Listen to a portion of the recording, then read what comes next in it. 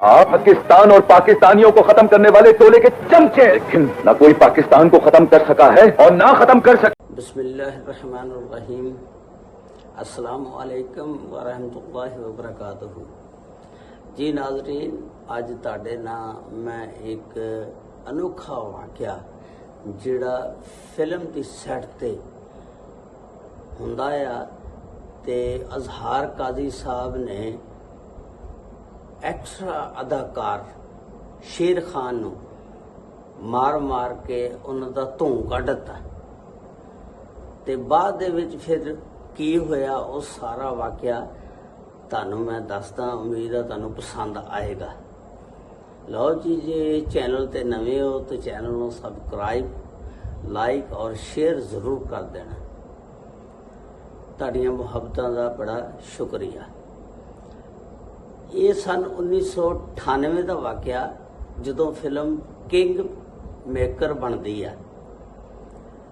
उहदे विच अज़हार काजी साहब हुंदे ने ते एक्स्ट्रा दा रोल जिहड़ा वो शेर खान साहब करदे ने ते इन्हां दोनां दी फाइट हुंदी है ते फाइट दे दौरान अदाकार अज़हार काजी साहब शेर खान नूं थले सुट लैंदे ने ते ओनू मार रहे हुंदे ने ते अदाकार अज़हार काजी ने उहदे विच पैंट शर्ट पाई हुंदी है ते लंबे लंबे वो बूट पाए हुंदे ने ते कुदरत वालों वो बूट दी जिहड़ी चुंझ आ ना, वो अदाकार एक्स्ट्रा दा किरदार जिहड़े अदा करदे ने शेर खान साहब, उन्हां दी नक ते वज जांदी है।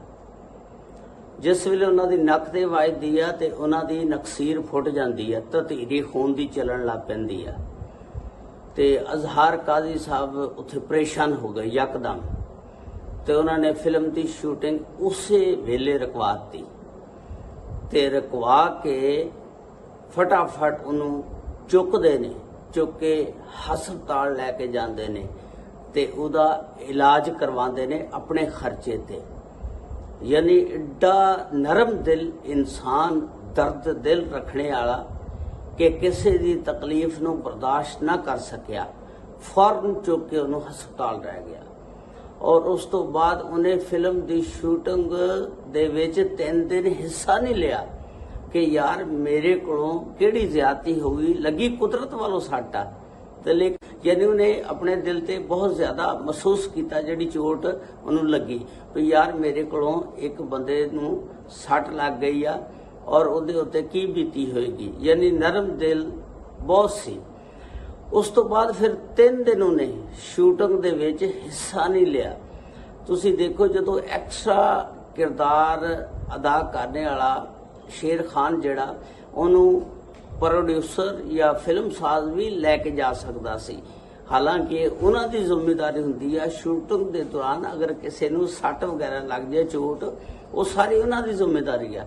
लेकिन यार एडा नरम दिल इंसान, यानी इंसानियत दा दर्द रखने वाला, यानी उन्हें उन्होंने फौरी चुके ते उहदा इलाज करवाया ते जिन्ने भी खर्चा आया उस इलाज दे उत्ते सारा उन्हें अपने पल्लों खर्च किया। ते उस तो बाद फिर ये इत्थों तक नहीं स्टोरी, अगों शेर खान साहब दसते ने ये सन 1998 तो लाके 2007 तक जिन्नी देर अज़हार काजी साहब जिंदा रहे ने कि उन्हां दी मुहब्बत मेरे नाल इवें हो गई कि उन्हां दे दिल दे विच ये सी यार इस बंदे नूं मेरे कोलों चोट लगी आ ते वो फिर 2007 तक बिला नागा हर महीने जिन्ने भी एक एक्स्ट्रा अदाकार दी दिहाड़ी हुंदी आ वो मेरे घर पहुँचाते रहे। यानी इंसानियत दा दर्द रखने वाले बहुत सारे लोग ने दुनिया दे विच जिहड़े एक दूजे का ख्याल रखते हैं। अज़हार काजी साहब एडा नरम दिल आदमी सी कि उन्हें कहा नहीं यार ये मेरे को सट लगी आ, हालांकि सट लगी इलाज करवा लिया, उस तो बाद रफा दफा हो जाता सी, काम ठीक सी, लेकिन उस बंदे ने 2007 तक उस बंदे नूं अपने जेब चों ਪੈਸੇ ਦਿੰਦੇ ਰਹੇ ਤੇ ਆਪਣੀ ਜੇਬ ਚੋਂ ਪੈਸੇ ਦੇਣੇ ਔਰ ਆਪਣੀ ਜੇਬ ਚੋਂ ਪੈਸੇ ਕੱਢਣੇ ਬੜੇ ਦਿਲ ਗੁਰਦੇ ਦਾ ਕੰਮ ਹੈ। ਯਾਨੀ ਉਸ ਬੰਦੇ ਨੇ ਇੰਨੀ ਉਸ ਬੰਦੇ ਦੀ ਹੈਲਪ ਕੀਤੀ 1998 ਤੋਂ ਲਾ ਕੇ 2007 ਤੱਕ ਆਪਣੀ ਜੇਬ ਚੋਂ ਪੈਸੇ ਦਿੰਦੇ ਰਹੇ। ਤੇ ਅੱਜ ਕੱਲ ਦੇ ਅਦਾਕਾਰ ਤਾਂ ਫਿਰ ਤੁਹਾਨੂੰ ਪਤਾ ਨਾ, ਸਾਰੇ ਉਹ ਕਹਿੰਦੇ ਨੇ ਬਸ ਦੇਈ ਜਾਓ, ਮੈਂ ਦਵਾਂ ਕਿਸੇ ਨਾ। ਉਹ ਹਿਸਾਬ ਆ, ਤੁਸੀਂ ਘਰ ਆਓਗੇ ਤੇ ਕੀ ਲੈ ਕੇ ਆਓਗੇ ਤੇ ਜਾਓਗੇ ਤੇ ਕੀ ਦੇ ਕੇ ਜਾਓਗੇ। ਇਹੀ ਹਾਲ ਅੱਜ ਕੱਲ ਦੁਨੀਆ ਦਾ, ਕੋਈ ਕਿਸੇ ਦਾ ਨਹੀਂ ਕਰਦਾ, ਨਾ ਕੋਈ ਦਰਦ ਦਿਲ ਰੱਖਦਾ।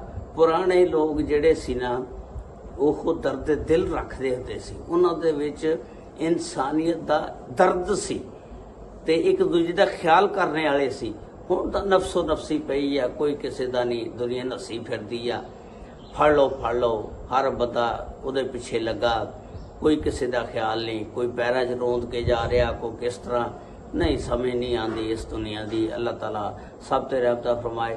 ਅੱਲਾਹ ਤਾਲਾ ਅਜ਼ਹਰ ਕਾਜ਼ੀ ਨੂੰ ਜੰਨਤੁਲ ਫਿਰਦੌਸ ਦੇ ਵਿੱਚ ਜਗ੍ਹਾ ਅਤਾ ਫਰਮਾਏ ਔਰ ਸ਼ੇਰ ਖਾਨ ਨੂੰ ਲੰਬੀ ਜ਼ਿੰਦਗੀ ਅਤਾ ਫਰਮਾਏ। ਇਹ ਵਾਕਿਆ ਸਾਰਾ ਸ਼ੇਰ ਖਾਨ ਸਾਹਿਬ ਨੇ ਆਪਣੀ ਜ਼ੁਬਾਨੀ ਦੱਸਿਆ ਤੇ ਜਿਹੜਾ ਤੁਹਾਡੇ ਅੱਗੇ ਪੇਸ਼ ਕੀਤਾ। ਉਮੀਦ ਹੈ ਤੁਹਾਨੂੰ ਪਸੰਦ ਆਇਆ ਹੋਵੇਗਾ। ਅਸਲਾਮੁ ਅਲੈਕੁਮ ਵਰਹਿਮਤੁல்லாਹਿ ਵਬਰਕਾਤੁਹੂ।